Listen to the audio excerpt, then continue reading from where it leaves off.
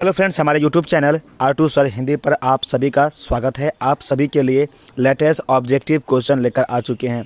यह जो objective question होने वाली है, संस्कृत के तीसरे अध्याय अलस कथा पाठ के ऑब्जेक्टिव क्वेश्चन लेकर आ चुके हैं। तो इसमें अलस कथा के सारी ऑब्जेक्टिव क्वेश्चन को कवर किया जाएगा। तो पूरी वीडियो को ध्यान से देखेंगे और हर क्वेश्चन को ध्यान से जानने का प्रयास करेंगे। तो चलिए ज़्यादा टाइम पास न करते हुए हम अपने सवाल पर आते हैं। तो आपके सामने पहली सवाल आ चुकी है। तो पहली सवाल में पूछी जा रही है, आलसियों के सुख को देखकर किसने आलसी बनने का स्वांग किया था? तो वो कौन लोग किए थे? तो वो धूर्त लोग किए थे। ठीक है ना, राइट आंसर आपका हो जाएगा धूर्त लोग। आगे बढ़ते हैं हम लोग 2 नंबर सवाल में। तो 2 नंबर सवाल में कहा जा रहा है, आग कहाँ लगाई गई थी? तो आग जो लगाई गई थी वो आलसशाला में, जहाँ पर आपको भोजन और कपड़ा दिया जा रहा था मंत्री के द्वारा, वहाँ पर आग लगाई गई थी आलसशाला में। ठीक है, आगे बढ़ते हैं हम लोग 3 नंबर सवाल में। तो 3 नंबर सवाल में कहा जा रहा है, अलस कथा के अंतर्गत मिथिला में मंत्री कौन था? तो अलस कथा के अंतर्गत जो मिथिला के जो मंत्री थे उनका नाम था वीरेश्वर। ठीक है ना, कौन थे? वीरेश्वर। आगे बढ़ते हैं हम लोग 4 नंबर सवाल में। तो 4 नंबर सवाल में कहा जा रहा है, बनावटी आलस दिखाकर कौन लोग भोजन करते थे? तो बनावटी आलस दिखाकर धूर्त लोग भोजन करते। ठीक है ना, वो भी कहते थे हम भी आलस है और जाकर भोजन कर लेते थे धूर्त लोग। आगे बढ़ते हैं हम लोग 5 नंबर सवाल में। तो 5 नंबर सवाल में कहा जा रहा है, वीरेश्वर कौन था? तो वीरेश्वर मिथिला के मंत्री था। ठीक है ना, मिथिला के कौन थे? मिथिला के मंत्री थे वीरेश्वर। आगे बढ़ते हैं हम लोग 6 नंबर सवाल में। तो 6 नंबर सवाल में कहा जा रहा है, आलसशाला में आग क्यों लगाई गई थी? तो आलसियों के परीक्षा लेने के लिए ही आग लगाई गई थी। से पता करना था से कौन कौन आलसी है और कौन धूर्त लोग हैं। आगे बढ़ते हैं हम लोग 7 नंबर सवाल में। तो 7 नंबर सवाल में कहा जा रहा है, आलसशाला में आग लगने पर कितने लोग नहीं भागे थे? तो 4 लोग नहीं भागे थे। ठीक है ना, 4 लोग वहाँ से नहीं भागे थे। आगे बढ़ते हैं हम लोग 8 नंबर सवाल में। तो 8 नंबर सवाल में कहा जा रहा है, अलस कथा के रचयिता कौन है? तो अलस कथा के जो रचयिता है उनका नाम क्या है? उनका नाम विद्यापति है। कौन है? विद्यापति हैं अलस कथा के रचयिता। आगे बढ़ते हैं हम लोग 9 नंबर सवाल में। तो 9 नंबर सवाल में है, संसार में बच्चों का सच्चा रक्षक कौन है? तो संसार में बच्चों का जो सच्चा रक्षक है उनकी माता है। ठीक है ना, राइट आंसर माता हो जाएगी, जननी राइट आंसर होगा। आगे बढ़ते हैं हम लोग 10 नंबर सवाल में। तो 10 नंबर सवाल में कहा जा रहा है, मंत्री वीरेश्वर का स्वभाव कैसा था? तो मंत्री वीरेश्वर का जो स्वभाव था वो दानी था। ठीक है ना, कैसा था? दानी। आगे बढ़ते हैं हम लोग अगले सवाल की तरफ। तो 11 नंबर सवाल पर आ गए हैं। तो 11 नंबर सवाल में कही जा रही है, प्रतिदिन आलसियों को कौन भोजन देता था? तो मिथिला के मंत्री वीरेश्वर प्रतिदिन आलसियों को भोजन दिया करते थे। आगे बढ़ते हैं हम लोग 12 नंबर सवाल में। तो 12 नंबर सवाल में कहा जा रहा है, तीसरे आलसियों ने क्या कहा था? तीसरे आलसी ने यही कहा था कि कोई ऐसा धार्मिक नहीं है जो भीगे हुए वस्त्र या चटाई से हमें ढक दे ताकि हमें जो आग का जो ताप लग रही है वो न लगे। ठीक है, तो राइट आंसर आपका हो जाएगा ए नंबर। तीसरा आलसी यही बात कहा था। आगे बढ़ते हैं हम लोग 13 नंबर सवाल में। तो 13 नंबर सवाल में कहा जा रहा है, अलस कथा पाठ कहाँ से संकलित है? तो अलस कथा जो पाठ है वो पुरुष परीक्षा नामक ग्रंथ से संकलित है। आगे बढ़ते हैं हम लोग 15 नंबर सवाल पर। तो 15 नंबर सवाल में कहा जा रहा है, नीतिकार आलस्य को क्या मानते थे? तो नीतिकार आलस्य को शत्रु मानते थे। ठीक है ना, क्या मानते थे? शत्रु मानते थे। आगे बढ़ते हैं हम लोग 16 नंबर सवाल में। तो 16 नंबर सवाल में कहा जा रहा है, किसको देखकर धूर्त लोग भाग गए? तो आग को देखकर जितने भी धूर्त लोग थे वो क्या हो गए? भाग गए। आगे बढ़ते हैं हम लोग 17 नंबर सवाल में। तो 17 नंबर सवाल में कहा जा रहा है, अत्यधिक खर्च देखकर राज्य के कर्मचारी ने मंत्री को क्या सलाह दी? तो आलसी पुरुषों की परीक्षा लेने की सलाह दी थी। ठीक है ना, तो राइट आंसर आपका 17 का बी नंबर हो जाएंगे।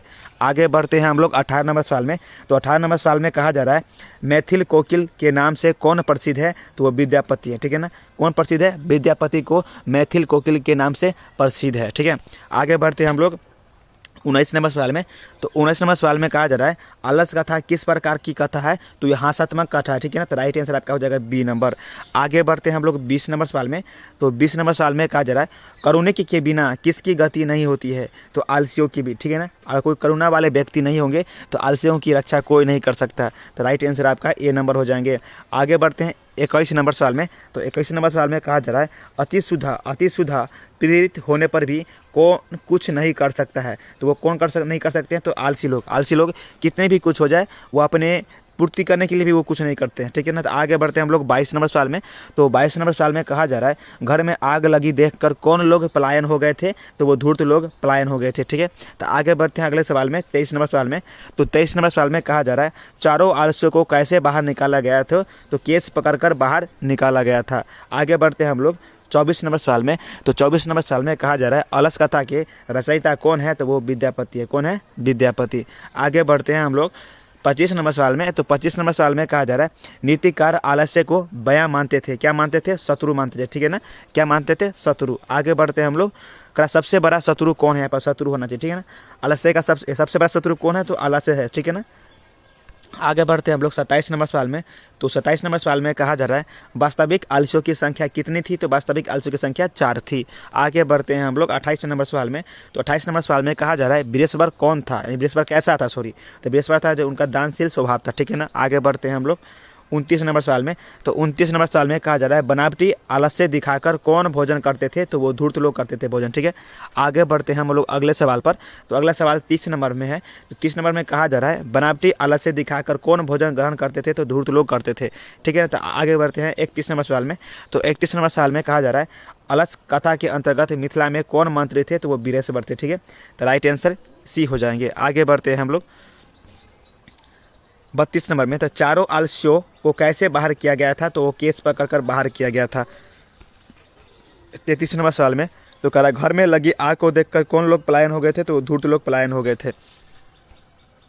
34 नंबर सवाल में। तो 34 नंबर सवाल में कहा, स्थिति सौर कार्य मूल्य ही केन धवंती जंतव। यह उक्ति किस पाठ से लिया गया है? तो यह लिया गया है अलस कथा पाठ से लिया गया, ठीक है ना। कौन पाठ से? अलस कथा पाठ से लिया गया है।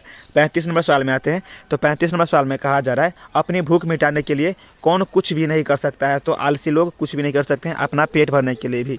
आगे बढ़ते हैं हम लोग 36 नंबर सवाल में। तो 36 नंबर सवाल में कहा जा रहा है, अलस कथा पाठ किस ग्रंथ से संग्रहित है? तो वो है पुरुष परीक्षा नामक ग्रंथ से संकलित है। आगे बढ़ते हैं हम लोग 37 नंबर सवाल में। तो 37 नंबर सवाल में कहा जा रहा है, बृहस्पति कौन था? तो बृहस्पति मिथिला के मंत्री थे। आगे बढ़ते हैं हम लोग अनुशाला में आग लगने पर कितने लोग नहीं भागे थे? तो कितने लोग नहीं भागे थे? वो 4 लोग नहीं भागे थे, ठीक है। अलस से साला होना चाहिए, ठीक है। अनुशाला नहीं, अलस से साला होना चाहिए, ठीक है। आगे बढ़ते हैं हम लोग 39 नंबर में। तो संसार में बच्चों का सच्चा रक्षक कौन होता है? तो माता होती है, ठीक है। माता होती है, राइट आंसर। आगे बढ़ते हैं हम लोग 40 नंबर सवाल में। तो 40 नंबर सवाल में कहा जा रहा है, अलशाला में आग क्यों लगाई थी? तो आलस्यों की परीक्षा लेने के लिए लगाई गई थी।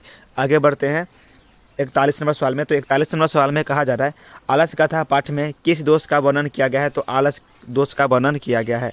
आगे बढ़ते हैं 42 नंबर सवाल में। तो 42 नंबर सवाल में कहा जा रहा है, आलस्य पुरुष कितने थे? तो वो आपको 4 पुरुष है, ठीक है। कितने थे? 4। यहाँ पर उत्तर नहीं, 4 पुरुष होंगे, ठीक है। तो 4 हो जाएंगे, राइट आंसर। आगे बढ़ते हैं हम लोग 43 नंबर सवाल में। तो 43 नंबर सवाल में कहा जा रहा है, मनुष्य को नष्ट कर देता है। क्या कर देता है? आलस्य नष्ट कर देता है मनुष्य को। 44 नंबर सवाल में, गरीबों और अनाथों को प्रतिदिन भोजन कौन करवाते थे? तो वो बृहस्पति कराते थे, ठीक है ना। आगे बढ़ते हैं हम लोग 45 नंबर सवाल में। तो 45 नंबर सवाल में कहा जा रहा है, से अलस कथा पाठ में किसका महत्व किया गया है, ठीक है ना। तो किसका गुण का महत्व किया गया है? तो वो मानव गुण के बारे में विशेष ध्यान दिया गया है इसमें। आगे बढ़ते हैं 46 नंबर सवाल में। तो 46 नंबर सवाल में कहा जा रहा है, अलस कथा किस प्रकार की कथा है? तो हास्यात्मक कथा है। आगे बढ़ते हैं हम लोग, बृहस्पति नाम का मंत्री कहाँ रहता था? तो वो मिथिला में रहता था, ठीक है। तो आगे बढ़ते हैं हम लोग 48वें सवाल में। तो 48वें सवाल में कहा जा रहा है, मिथिल कोकिल के नाम से कौन परिचित है? तो विद्यापति प्रचलित है। आगे बढ़ते हैं हम लोग, तो आपका ऑब्जेक्टिव क्वेश्चन सारे समाप्त हो गई है। तो आपको सारे ऑब्जेक्टिव क्वेश्चन को अच्छी तरह से पढ़ने के लिए आपको क्या करना है? आपको नीचे दिए गए लिंक पर क्लिक करना है। डिस्क्रिप्शन में मैंने लिंक दे दिया है, वहाँ पर जाकर आप अच्छी तरह से वहाँ पर पढ़ भी सकते हैं, क्योंकि वेबसाइट पर सारे क्वेश्चन के साथ आंसर भी अपडेट कर दिया गया है। तो उसका लिंक नीचे दिया गया है। अगर हमारे चैनल पर नया है तो चैनल को सब्सक्राइब कर ले, ताकि आपको इसी तरह का ऑब्जेक्टिव और सब्जेक्टिव क्वेश्चन आपको बिहार बोर्ड के लिए काफ़ी इंपॉर्टेंट आपको इस चैनल पर मिलने वाली है, हिंदी और खासकर संस्कृत के लिए। हिंदी और संस्कृत के लिए ये चैनल बनाया गया है। मैथ और साइंस के लिए बनाया गया जिस चैनल का नाम है रविरंजन सर, उसका भी लिंक नीचे डिस्क्रिप्शन में दिया हुआ होगा। तो जाकर आप लोग एक बार विजिट कीजिए और अच्छे से तैयारी कीजिए और पढ़ाई जारी कीजिए। मिलते हैं नए चैप्टर के साथ और नई वीडियो